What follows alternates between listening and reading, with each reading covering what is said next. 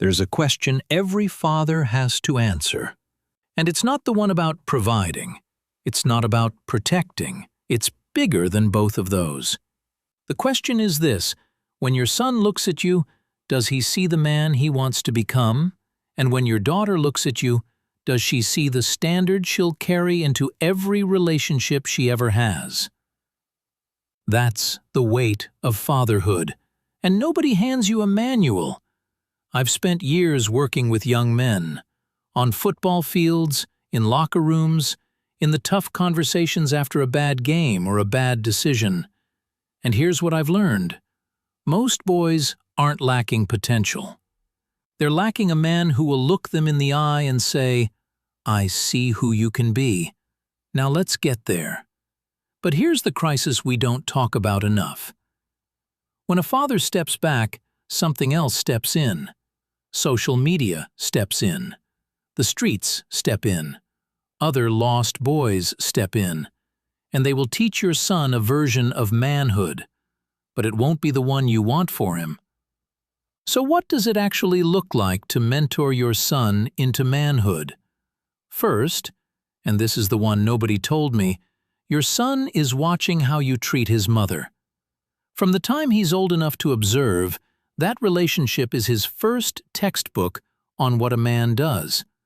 When you honor her, protect her, speak to her with respect, even when you disagree, you are building a standard in him that no lecture could ever replace. He's learning what a husband looks like before he even knows the word. Second, boys need challenge. Not punishment, challenge. The Spartans had a word for this. They called it the agoge, the training ground where boys became warriors. Your son needs his own version of that. He needs obstacles that are hard enough to make him question whether he can do it, and a father who stays close enough to catch him, but far enough to let him earn the victory himself.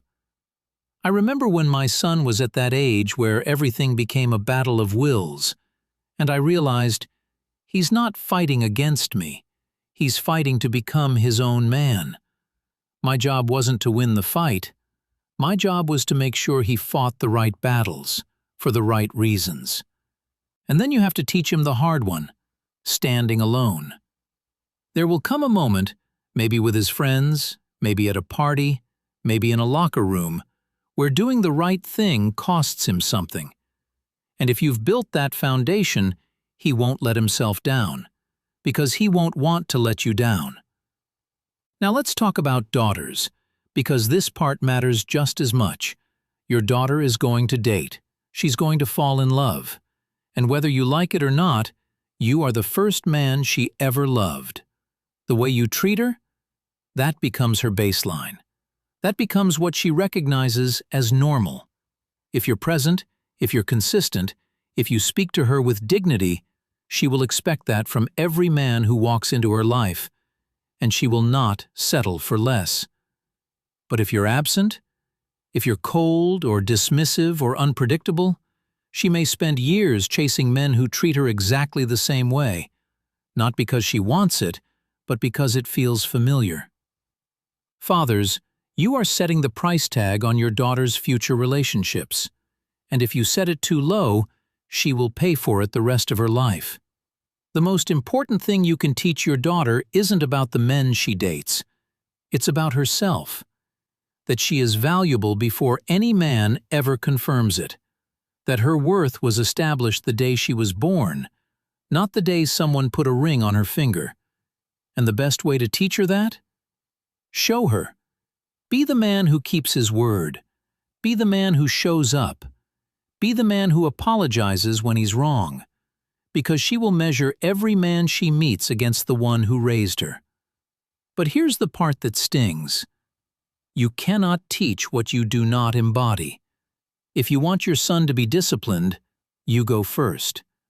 If you want your daughter to demand respect, you model what respect looks like, every single day.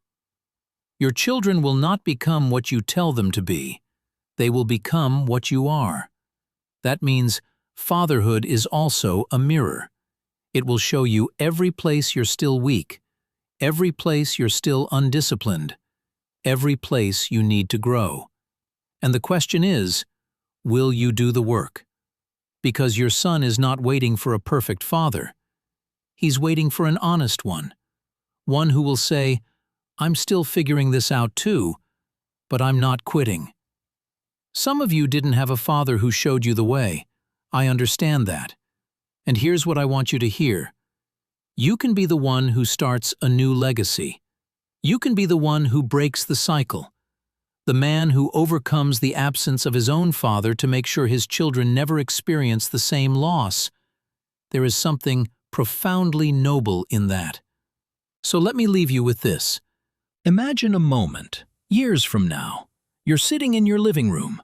Your son is there, a man now, with his own stories of dragons slain and scars honorably earned.